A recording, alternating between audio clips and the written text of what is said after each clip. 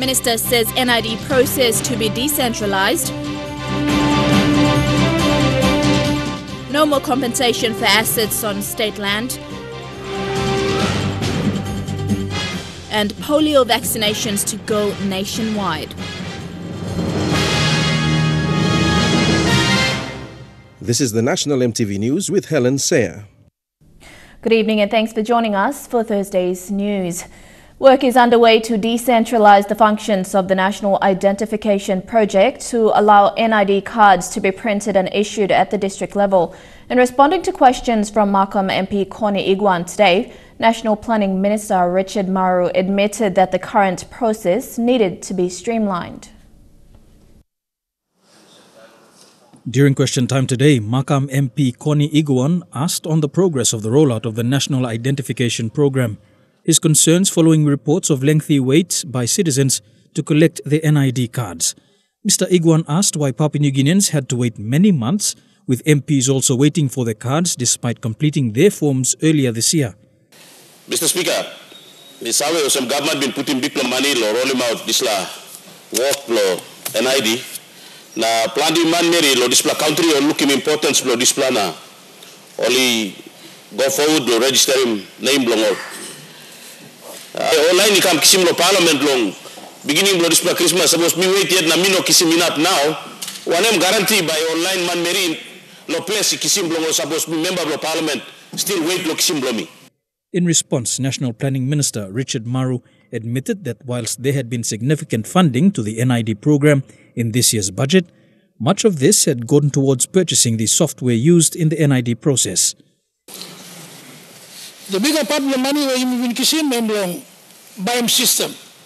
This year, government is providing 20 million to start rolling out BIM system, setting up all offices inside Lower province. In regards to the long waits for NID cards, Minister Maru also informed Parliament that there were now plans in place to decentralise the processing and printing functions for NID cards to the district level to speed up the process. At present, all NID cards have to be processed and printed in NCD. The biggest problem when you apply is unequal system which was designed. All the cards have to, after you fill the forms in the provinces, all the card must come back like must be. No issue, no card. No me this line complicated system na wasting big blood time all provinces. So now me talk no what, me like him Muslim, me like him possible him sense him law na cards must be issued in the districts.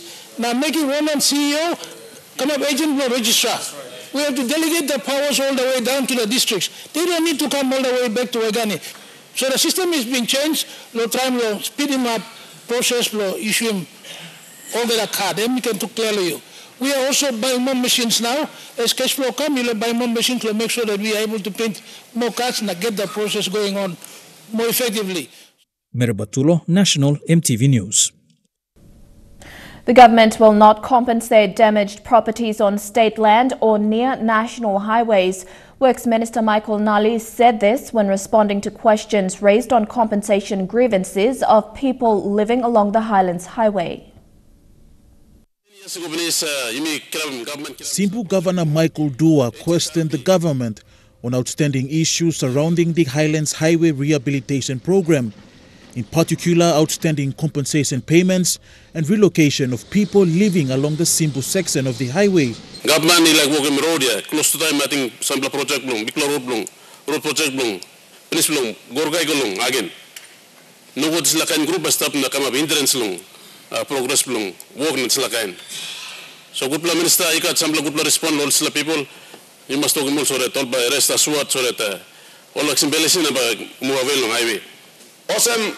All get the ground. Responding, Works Minister Michael Nally said compensation funds of over 70 million kina have been paid.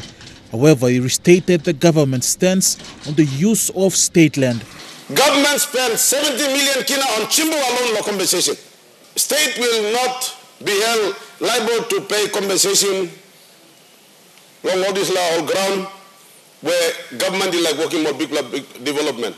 So in Chimbu, Mr. Speaker, through you, Lord Governor, me like him, you must talk to all the people below me that Highlands Highway is not a new highway.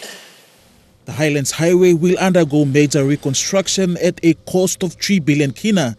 The ADB-funded project will start at Kagamuga in Mount Hagen and finish at Nadzap in the Morobe province. We drive through long Highlands Highway from Mount Hagen, where we been go now witnessing first excavator me broken Olga Dila Banis long Kagamuga airport Iguanta block Celtica.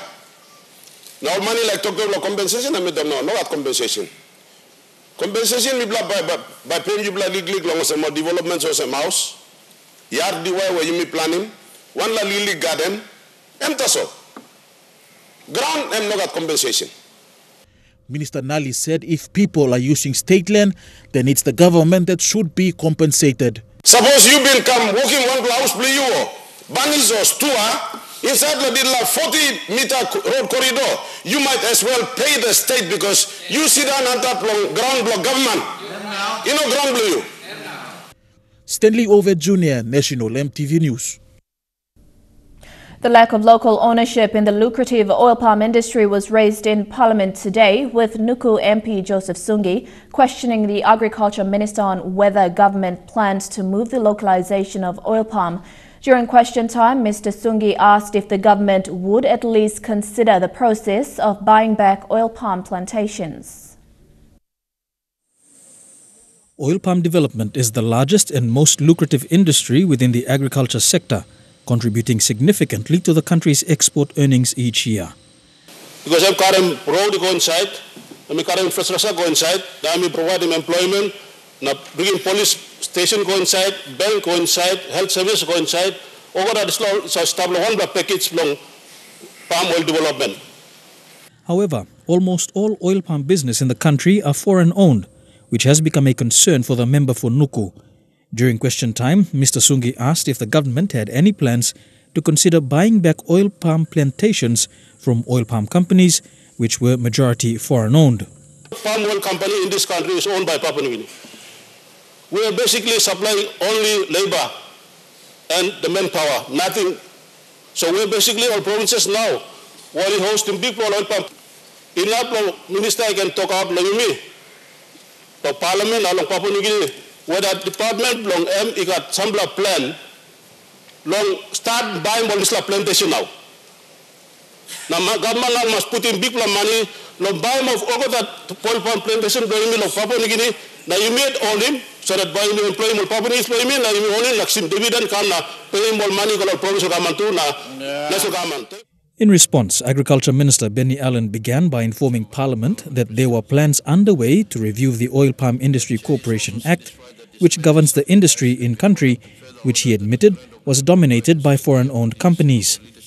So today, we plan reviewing this act by Kramapi Mogera now all oil palm plantations come up in the country. One of my Tintin member bringing all issues where you raise him by you make him board law address him, so you may by look long address him Mogera heavy long this industry, oil palm industry, a very important industry. In response to the question of whether there were any plans by government to consider the buyback of oil palm plantations, Minister Allen said this would largely depend on government policy and ultimately funding. Buying back this one you may not plan yet, but maybe into the future, time come and we get good cash flow situation or some money working on some, they can come up, but and something we can look inside at time in working review. So. Meribatulo, National MTV News. The people of Usino Bundi district of Medang province are concerned of the manner in which two logging companies are harvesting timber on their land. The locals met at Mosak village on Sunday and aired their grievances as they felt these two logging companies were robbing them of their resources. They say they are not aware of any written agreements made between them and the two logging companies to move into the electorate and harvest timber. This is the logging area we drove to on Sunday. Locals here say they were only paid 45 kina for quail species, while 35 kina for mixed wood. After all, been explaining the people papa ground, Now only come go, will cut him nothing like long. But they are also cutting down undersized trees which are destroying the virgin forest. People like him also almost come first time must come na so me pla also volume ni ba ina pani mas money long one pla log. Number two, I'm all by talking me pla blong one mas now sa cutting sila diwai all very young ones now. Because this is all young player me pla thing also baka money lo second grading. Time all work him second logging yeah. That I'm all legally yeah I'm values him. Now all must come kisim this la big pla diwai also. Where all looking also enough long only use him long make money long. On Sunday, the locals met at Musak village after an unsuccessful meeting arranged with the management of the two logging companies. It is arguable that these logs are graded and transported down to Garim where it is shipped out. What time this pla? Two pla company now only bid no this pla same area. Now boundary stable same. So FMA tasol looking booking big pla have na kami go on top yeah. Meanwhile, member for Usinabundi District, Jimmy Uguro, has also issued a stop work notice calling on the loggers to ease any associated activities of harvesting timber in Usinabundi. In this letter, the member wrote to RH management that there are certain issues that needed to be addressed prior to the company being allowed to operate. Now by signing, also talk incorporated land group, really KLG. Now, yeah, plenty. Marabla thinking long side long walk long logging. Na side long walk long coming side long harage. The notice was issued last Monday for two logging companies currently operating in the area. It has reached his attention that the logging company has recommenced its logging activities after it ceased to operate for a number of years. In the letter, it stated that the company has extended its boundary from Medang District into East District, where it is currently conducting illegal logging. Martha Lewis, National EMTV News, Medang. The 9 men who were convicted for the murder of Francis Tangalire in East New Britain in 2017 have been sentenced to 22 years each in prison. The Kokopo National Court heard that in August 2017, the 9 were practicing sorcery and had gone to the victim's house. After a confrontation, the victim cut one of them with the knife. They retaliated and badly assaulted the victim outside his house. The victim later died as a result of the injuries. Acting Judge Justice Usame delivered their sentencing verdict. The country has launched a mass polio vaccination campaign in response to the polio outbreak in the 3 high-risk provinces, which are Morbe, Medang and Eastern Highlands. In a joint press conference held today, the National Department of Health, the World Health Organization and UNICEF gave an update on the polio vaccination progress in the country. They emphasized that children below the age of 5 must be vaccinated, as there is no cure for polio, but it can be prevented by taking polio vaccine. The mass polio vaccination campaign was launched on Monday in the 3 high-risk provinces. They will run until the 29th of this month for the first phase and will continue until October. 16,909 children, which are under 5 years old, has been vaccinated in the 3 provinces. This is roughly about 6% of the 300,000 children we targeted. Over 2,000 vaccinators and volunteers are scattered in health centers and mobile points to conduct vaccinations. To date, more than 16,000 children under the age of 5 have been vaccinated in the 3 high-risk provinces. And with support from UNICEF, over 600,000 vaccines have arrived in the country and distributed to health facilities. So UNICEF has already provided all the vaccines needed for the first round until second round of the polio immunization campaign, a total of 611,000 doses of polio vaccines. And we continue to bring experts from other country offices around the world to support the government response. Executive Manager of Public Health and the National Coordinator for Polio Response, Dr. Sibauk Biep, gave an assurance that they will reach their target and have every child vaccinated. We have started slowly.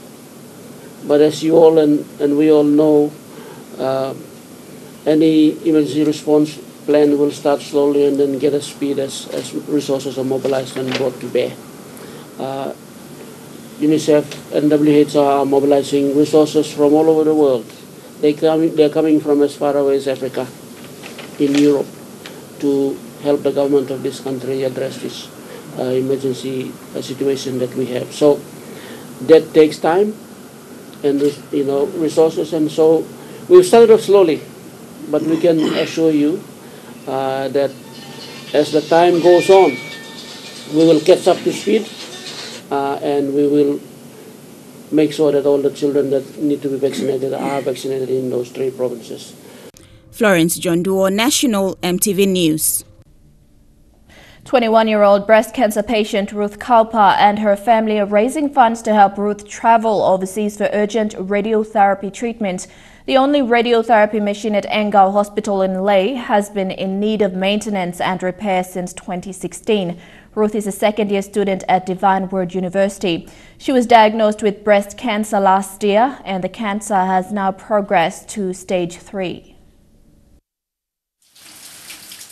This is the 21-year-old young woman who is currently fighting stage 3 breast cancer. Ruth Kaupa is currently at home in Leh with her family. She was supposed to do a second year of social studies and religion at Divine Word University. Kaupa had undergone surgery and got her left breast removed. Her family thought this was the cure and Ruth would be well again. But the fight for Ruth's breast cancer treatment has only just begun. Lopenis like cancer belong there, we need a combination of chemotherapy and radiotherapy treatment.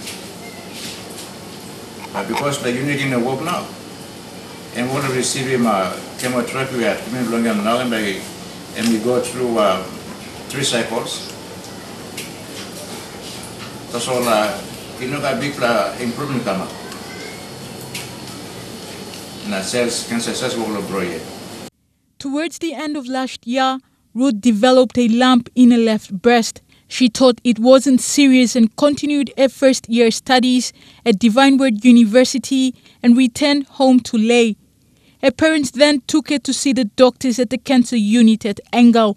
The doctors suspected cancer, got her body tissues and sent them to Brisbane in Australia for testing. The result was emailed to Ruth's father after 3 weeks. This plan use me na mam lang blogger in la plan use. We plan just hobo say we want la signaling come up and by cure. But I was in breast cancer now I was me play on a big background.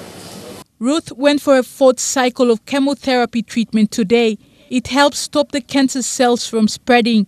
A final treatment now, in order for her to live, is radiotherapy. However, the Cobalt-60 teletherapy machine has been in need of maintenance and repairs since 2016.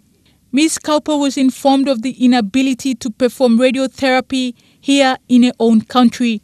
Ruth wants to go back to school and complete her studies at the university. For me, it's very unpopular this year. But I'm staying positive and I just can't wait to go back to school. But first I need to get better. So I'm here. We have going out to be there. And I hope we get positive results so I can go and get better and go back to school. Her fight for treatment is a race against time to help her parents raise funds to receive radiotherapy treatment overseas. So far, they have raised 24,000 kina. Their target is to reach over 100,000 kina by August. If you wish to contribute towards Ruth's appeal, deposits can be made to the bank details showing on your screen. Julie Badui Owa, National EMTV News, Leh. You're at National EMTV News. Stay tuned. We'll take a look at more of the day's other stories after these messages.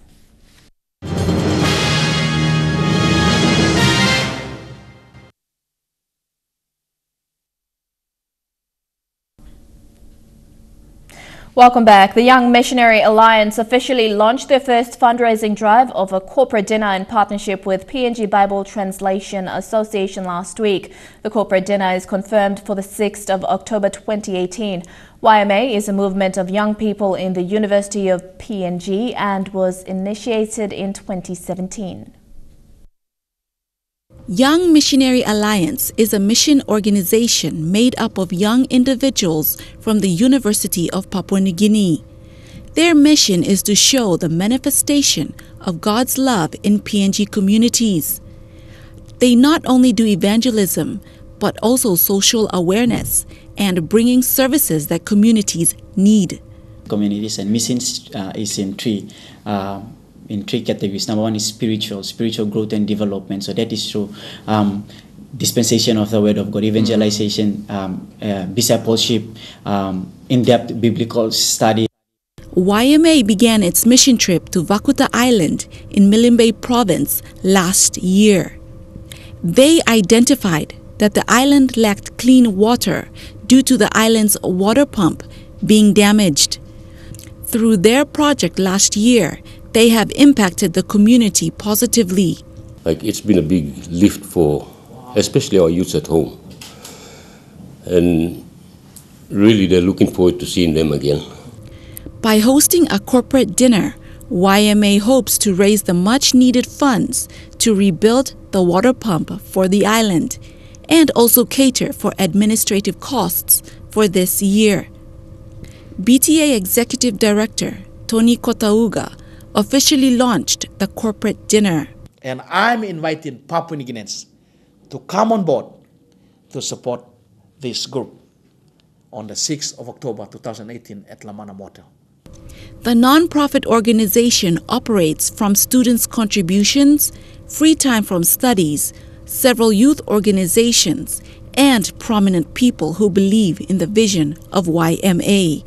Platform to provide practical assistance in terms of dispensing the gospel of Christ to rural communities, practically teach them about the truths that are trapped in the work of Christ 2,000 years ago, and as much as possible technically translate their talents and their skills into assisting our people out there in the rural communities of Papua New Guinea. Lilian Sopera-Kinea, National EMTV News. Enga Teachers College is facilitating the rollout of the standard-based education curriculum in the country for teachers in Enga Province. The college is facilitating a week-long Train the Trainer program for primary school teachers in the province. The training started on Monday and will end on Friday this week. Head teachers of primary schools in Enga Province gathered at Enga Teachers College this week for their training. The TOT training is for teachers to fully understand the concept of standard-based curriculum so that they can go back to their schools and in-service their colleagues. Because the teacher that we train by those who are here, they must know the full content of how they will impart this knowledge that they are acquiring today, this week, to the teachers. So the teachers will go back and then implement that in their classrooms, respective classes. The concepts are that the teachers must understand the practical aspect of the standard-based curriculum, the reason behind shifting the outcome-based curriculum to SBC, and fully understand the syllabus. The teachers were trained about the sets of standards they need to know to implement in the classroom. These are the National Education Standard, National Curriculum Standard, Content Standards, Performance Standards and Assessment Standards. Once they understand the syllabus, they can be able to plan, program, teach and assess their students. There are 7 subjects and 21 teachers' guide. They have to understand those 2 important documents. If they don't understand those documents, they won't be able to interpret it well and implement it well in the classroom. Under the standard-based curriculum, assessment is an essential part of students' learning and prosperity. These teachers were trained on standards that the National Education Department sets to assess students. The teachers can now be able to set daily and weekly overview of what needs to be taught in classrooms. Essential elements for children's learning is in those documents, and we want to ground the teachers well so that they can go out and do a good job. Enga Teachers College Principal Michael Omingo says teachers need to be in service or trained at all time to be updated on development changes. Omingo says this will benefit the students' learning capacity. Vaccination, National EMTV News, Mount Hagen. Meanwhile, teachers in Enga province are happy with the reintroduction of the standard-based curriculum in schools in the country.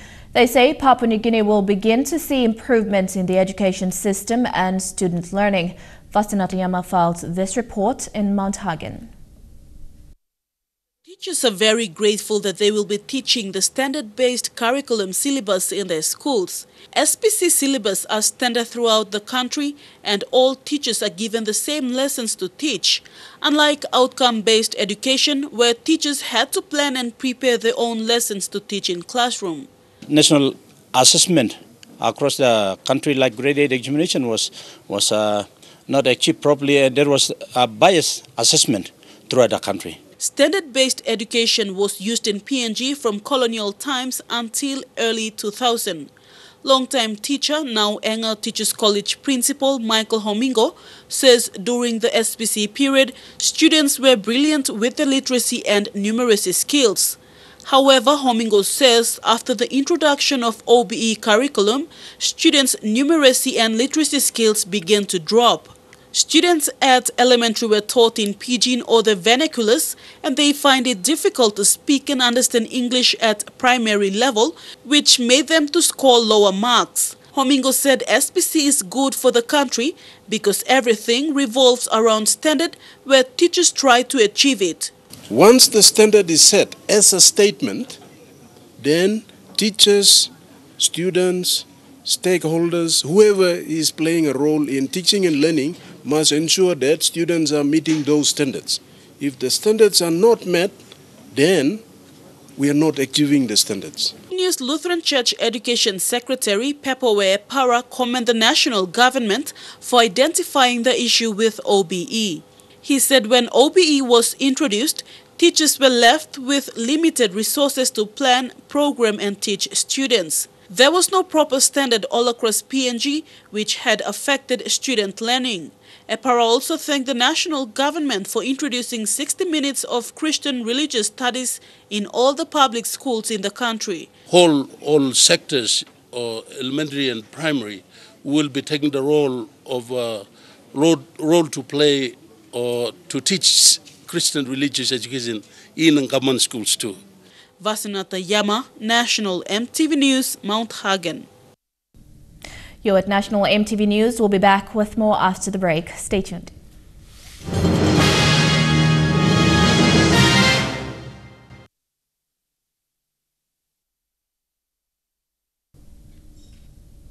Welcome back to the news. Turning overseas, videos emerged of the terrifying descent of a deadly plane crash in South Africa. It was filmed by a passenger on board. The crash last week killed 2 people and the Australian pilots were seriously injured. It's getting worse, huh? It's better you look for the runway. The vintage plane just after takeoff, 19 on board. This is getting bad. This is getting very bad. 2 Australians at the controls. Smoke and flame pours from the left-hand engine. Oh, yeah, low battery. Pilots Ross Kelly and Doug Hayward struggle to get the plane back to the airport. The passenger filming on his mobile knows they are in trouble. The engine cut. The 64-year-old Restore Convair skims an industrial estate before crashing into a factory. Yes, there's some bad PS.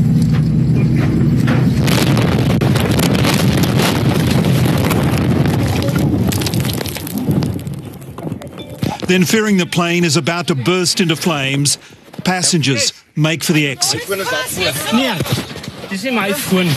A flight engineer on board and a worker on the ground were both killed. The pilots were seriously injured. Their skills have been praised by aviation experts who say their years of experience with Qantas helped nurse the crippled plane to the ground. Both Ross Kelly and Doug Hayward are still in induced comas, but their condition is said to be stable. The outlook optimistic. President Trump's meeting with Russian leader Vladimir Putin in Helsinki, and especially the news conference that followed it, has caused questions to resurface about whether the Russian president may have compromising information on the U.S. president. Again, President Putin, thank you very much. The president's stunning embrace of Vladimir Putin in Helsinki has again fueled questions over Putin's possible compromat, leverage over the president, and has members of Congress and others looking for answers. Putin was asked about it flat out in Helsinki. Does the Russian government have any compromising material on President Trump or his family?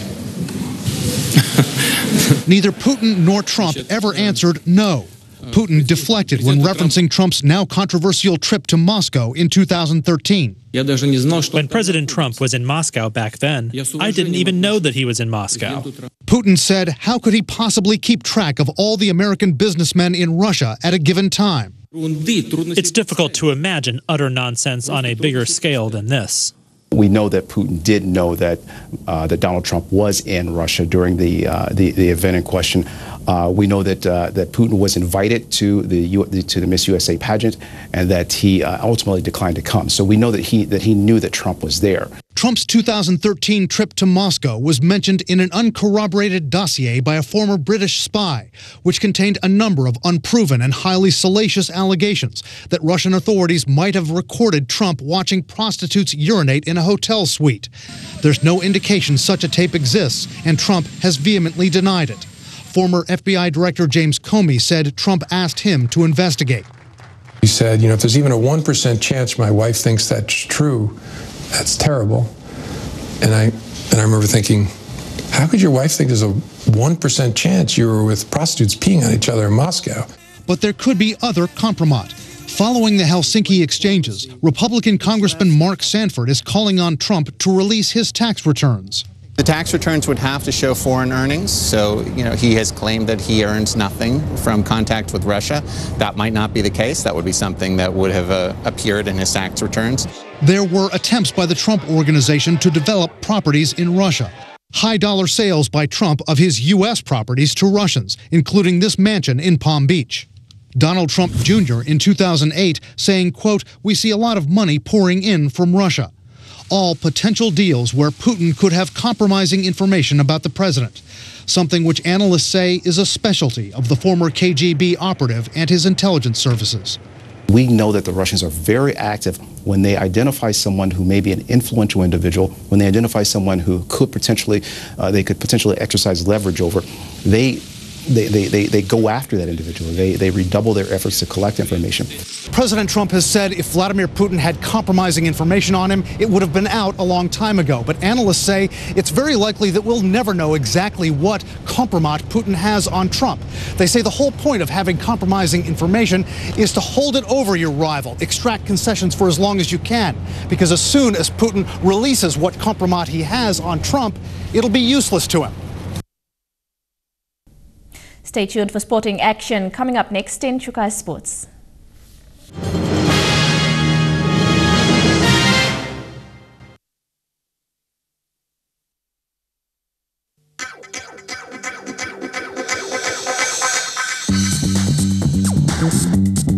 Chukai Sports.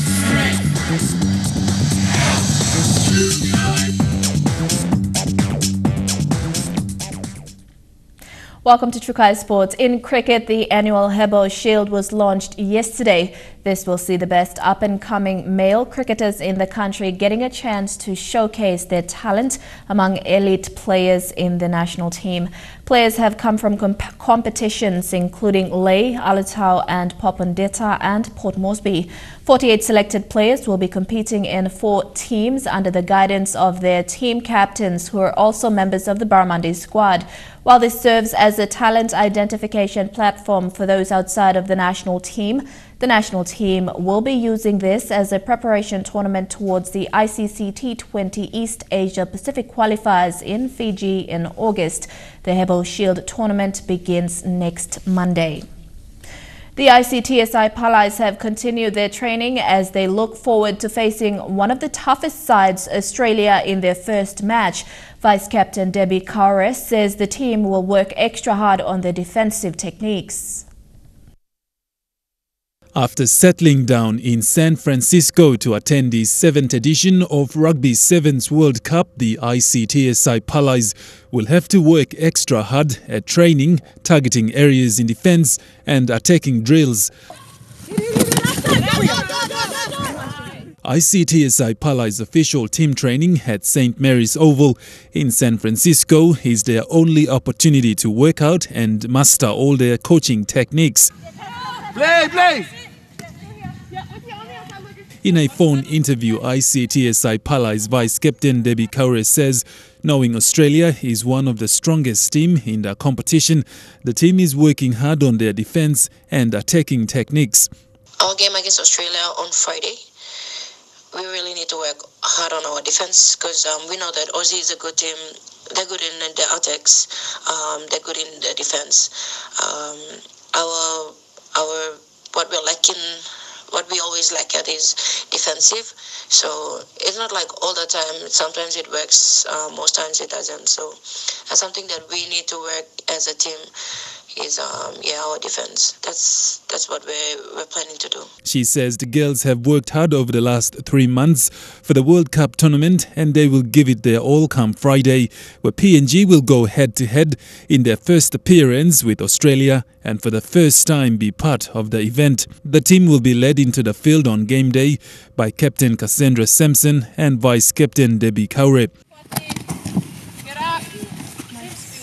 Win or lose, ICTSI Pollies are hoping to make their presence known, but also to finish on a high on the international arena. The tournament will start on Friday, Saturday PNG time, and to be broadcasted on MTV at 3 a.m, 2:30 a.m. on Sunday, and 2 a.m. on Monday. Godwin Eki, National, MTV Sports. Trukai Sports continues with more after these messages. Stay tuned.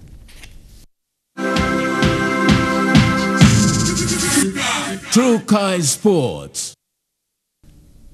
Welcome back to Trukai Sports. Small squads are causing slight headaches for the All Black Sevens team in the build-up to this weekend's World Cup. Teams are only allowed 12 players for the event compared to the usual 14, forcing training, adjustments and even a former veteran turned coach to polish up the boots. 3 years since Tamasi Thama pulled on the black jersey, but now the assistant coach is having to hark back to his playing days to help the All Black Sevens try to win consecutive World Cups. Those kind of things excited me when you do have a chance to run around with the boys, and I think it's another way to, for our learning as a whole group.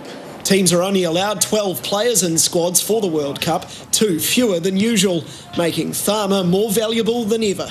You probably still play, to be honest, razzed a few of us up. The usual squad of 14 would allow New Zealand to play 7-on-7 in training, but in San Francisco they've been forced to adjust. Sometimes we go 6-on-6, but other times we usually just go 7-on-6, bring Tamasi into the defensive team. The Kiwis are trying to become the first men's team in the 25-year history of the event to win back-to-back titles. Thama was part of the 2013 team and sees some similarities in this group. There was some special players back in their team. A couple of players are still here. While for Regan Ware, the prospect of winning the World Cup and Commonwealth Games gold in the same year is a huge motivator. A pinnacle event like this, the World Cup, is something we've made our goal. We had a few goals this year, and Com Games is one of them, and World Cup's definitely another one of them. The prospect of a rare double appealing for this team, and they're part coach, part player. And after suffering a shock defeat to New Zealand at the Commonwealth Games, Fiji have called in some major reinforcements for the World Cup. Former NRL superstar Sammy Radradra headlines their high-powered squad in San Francisco. In the heart of downtown San Francisco, a special event just for the Fijians, a team that'll bring a special flavour to this World Cup. These Fijian warriors have spent the week flying the flag with public performances. Now their national heroes have arrived to take over. It's pretty good to see all the fans be supporting us, the Fiji team. Everywhere we go, we know that the Fijian community is very strong. And we would like to thank them for their support. There are 6 Olympic gold medalists in this team. In addition to Simi Radradra, there's Joshua Tuisova, another of 4 players released by European clubs where they command $1 million salaries. In contrast, Kiwi star Vilimoni Koroi was held back in New Zealand by Otago to prepare for the Mitre 10 Cup. I've got to say thanks to their clubs. Each of the clubs that I contacted almost a year back. Obviously coming into this, they realised how important it was for these players. And the Flying Fijians have spent 9 days training at high altitude in Utah, hoping the extra endurance training will give them an edge after Fiji ran out of puff in the Commonwealth Games final. We obviously trained at altitude, but it gave us an opportunity to get the boys in a quiet space, get a bit of focus. World Series winners South Africa have suffered injuries to 6 frontline players. And if you go by World Series rankings, Fiji and New Zealand are favoured to make the final. It's estimated around 20,000 Fijians live in the Bay Area. If only half of them turn up to AT&T Park, it'll be one amazing atmosphere. And that ends Trukai Sports. The weather details coming up after the break. Trukai Sports.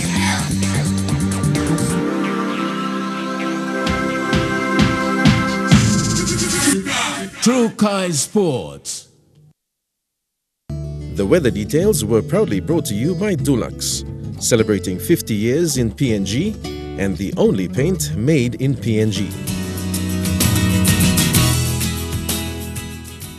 Looking at the weather forecast for this afternoon and tonight, in the southern region, mostly fine in Port Moresby, cloudy at times in Daru and Kerema, and mostly fine in Alutau and Popondetta.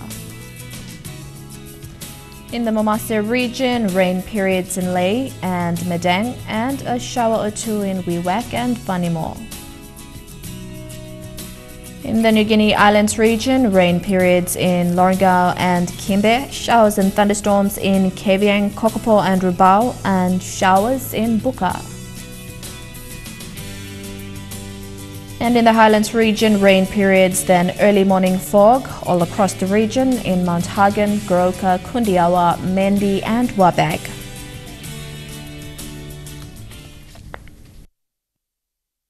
The weather details were proudly brought to you by Dulux, celebrating 50 years in PNG and the only paint made in PNG.